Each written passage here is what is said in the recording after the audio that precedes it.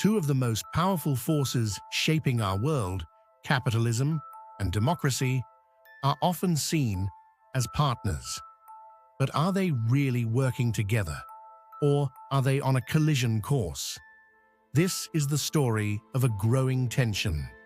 Capitalism versus democracy and the fight for our future. Before we begin, don't forget to like, subscribe, and hit the bell icon to join us as we explore the systems that shape our lives. Capitalism is an economic system based on private ownership, free markets, and the pursuit of profit. Democracy, by contrast, is a political system based on equality, participation, and the collective will.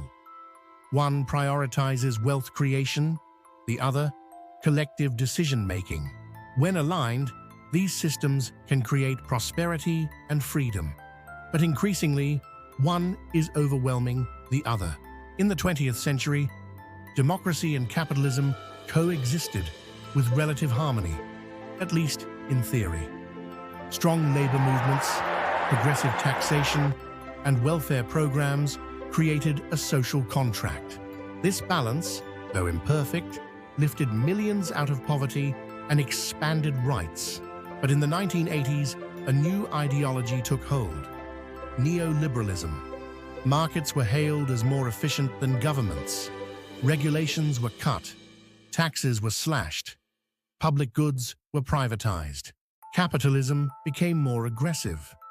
Democracy began to recede. Today, the balance of power has shifted dramatically. Corporations influence policy more than voters. Billionaires fund elections. Lobbyists draft laws. Capital doesn't just compete in markets. It competes in democracy, and often wins. Democracy promises one person, one vote. Capitalism creates $1, one vote. Wealth buys media time, shapes narratives, and funds disinformation. In this environment, democratic institutions are hollowed out. Public trust erodes. Participation declines. Capitalism thrives on competition, but monopolies crush it. In sector after sector, a few giants control the market, stifling innovation and manipulating prices. When economic power becomes concentrated, political power follows. Globalization allowed capital to move freely, while labor remained local. Corporations use this to pressure governments, dodge taxes, and silence dissent. The result? A democracy afraid to act, held hostage by the threat of capital flight.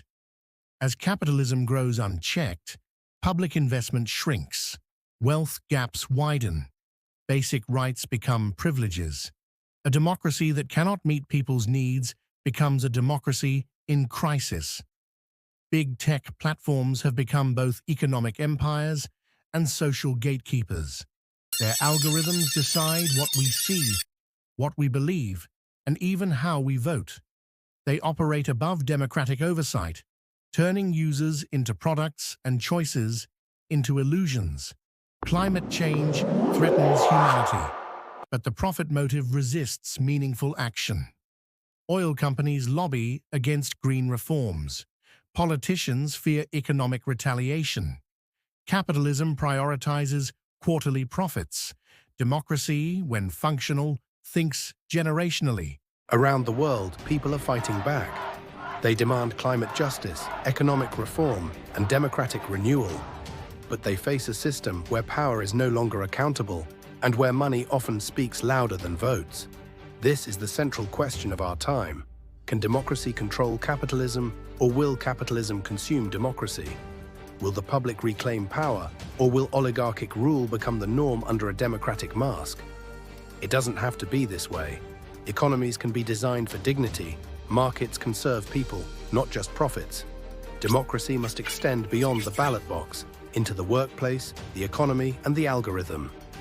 Capitalism and democracy don't have to be enemies. But if democracy is to survive, it must assert control. It must evolve. The fight for the future is not just political, it is economic, it is moral, it is now.